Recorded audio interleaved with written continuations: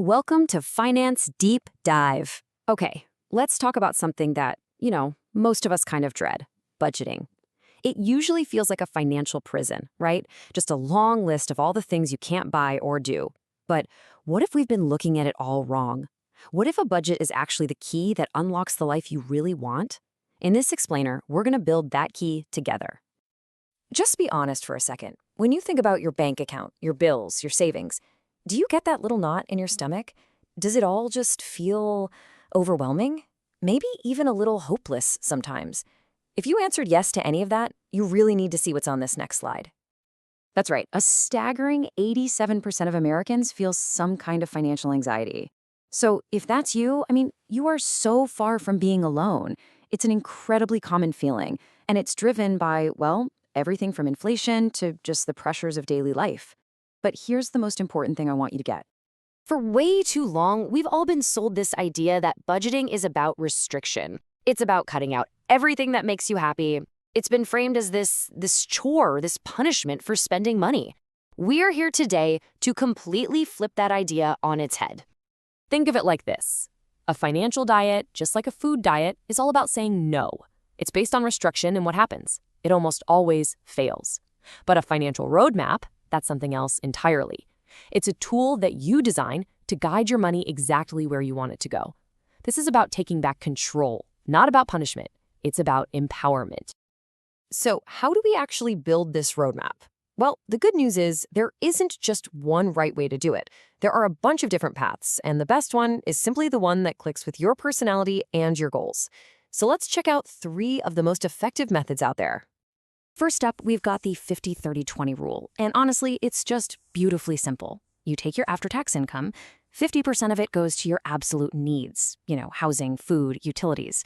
Then 30% is for your wants. That's the fun stuff, like going out to eat, hobbies, whatever you enjoy. And that last 20%, that gets dedicated to savings and crushing your debt. It's such a fantastic starting point if you're a beginner because it's super flexible and really easy to follow. Okay, next up, for anyone who really wants to feel in total control, there's zero-based budgeting. The whole goal is simple.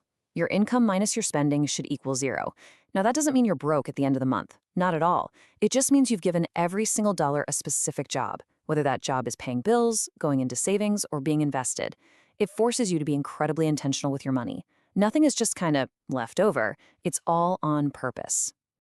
And for anybody who struggles with that impulse swipe of a debit or credit card, there's the classic envelope system. It's exactly what it sounds like. You use physical cash and you sort it into labeled envelopes for different categories.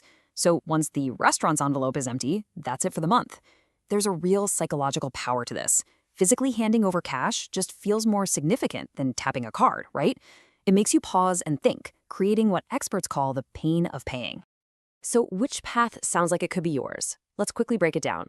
If you're just starting out, you want something simple, flexible, the 50-30-20 rule is probably your best bet. If you're more of a detail-oriented person who loves knowing exactly where every penny is headed, you're going to thrive with a zero-based budget. And if swiping that card feels a little too easy, a little too abstract, the very real, tangible limits of the cash envelope system could be a total game changer. Just take a second and see which one of those really speaks to you. Hopefully, one of those methods really clicked for you. And hey, if you are getting some value from this explainer, hitting that subscribe button is honestly the best way to let us know. It genuinely motivates us to keep making more content just like this. All right, now that we've got the foundations down, let's talk about how budgeting is evolving. Because the way we think about and manage money isn't stuck in the past, it's changing with our culture. Let's dive into 2 really powerful new trends that are totally changing the game. This, right here, is the core idea of loud budgeting.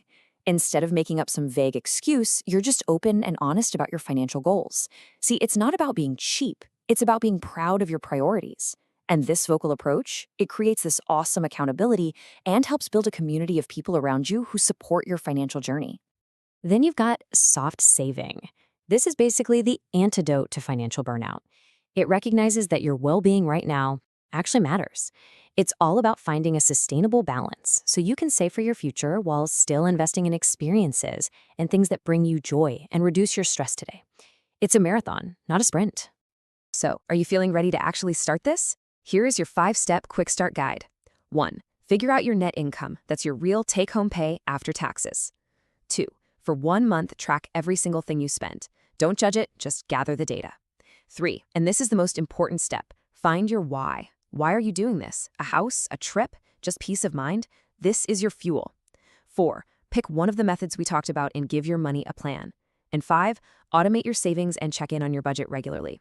Remember, it's not set in stone, it's a living, breathing document. You know, creating a budget is one thing, but making it stick, that's the real challenge. So how do you turn this from a chore you do once a month into an automatic, lifelong habit that actually serves you? Well, first, let technology do the heavy lifting for you. Seriously, modern apps can make tracking almost effortless. Whether you need a super powerful tool for zero-based budgeting like YNAB, or something really clean and simple for beginners like Quick and Simplify, there is an app out there for you. The goal isn't to find the perfect app, it's just to find one you'll actually use that makes your life easier. And second, you have to be patient with yourself. Behavioral science shows us that it takes an average of 66 days for a new behavior to become automatic. So please, don't expect to be perfect overnight. Having a setback doesn't mean you failed, it's just part of the process of building a new habit that lasts. It all really comes down to this simple habit framework. First, prioritize. Always connect your daily spending choices back to your big why. Second, track. Just watching your progress builds this incredible sense of mastery and control. And third, reward. You have to celebrate your wins. Hitting a savings goal is a big deal. That positive reinforcement is absolutely key to making this whole process enjoyable and sustainable for the long haul. So let's end with this. A budget is not about what you have to give up. It's about everything you stand to gain. It is the ultimate tool for freedom. It gives you the power to stop just reacting to your finances and to start directing them, building the exact life you want, one intentional dollar at a time. We really hope this explainer has empowered you to take control. If it has, subscribing is the #1 way you can support us so we can keep creating content that helps you build a better financial future. So we'll leave you with this one question to get you started on your journey.